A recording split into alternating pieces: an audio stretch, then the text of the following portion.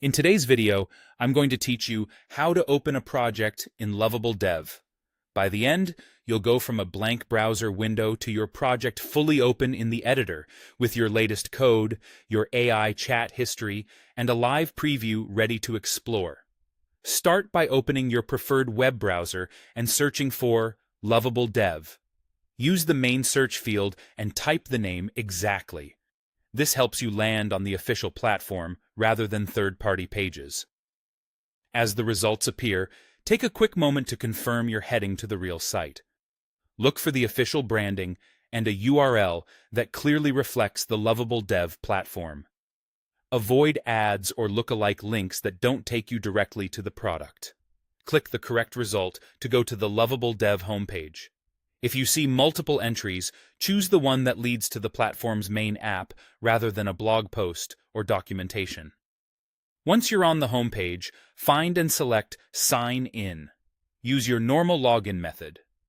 If you're already authenticated from a previous session, you may be taken straight to your home screen without needing to enter anything. Keep your credentials secure and avoid signing in on untrusted devices. On the Lovable home screen, look for Projects. Depending on your layout, this may appear in the sidebar, the top navigation, or as a prominent section on the dashboard. If the interface has been updated, it may also be labeled as Applications, but it serves the same purpose. It's where all your work lives. Next, you'll see either a list of recent projects or a grid view of all your applications. The recent view helps you jump back into things you've touched lately, while the grid view gives a broader picture of everything you have access to.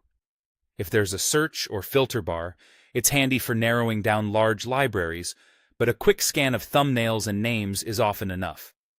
When you spot the project you want, simply click its name or thumbnail. Hovering can reveal the full title if it's truncated, and timestamps or last edited details can help you confirm it's the right one before you open it.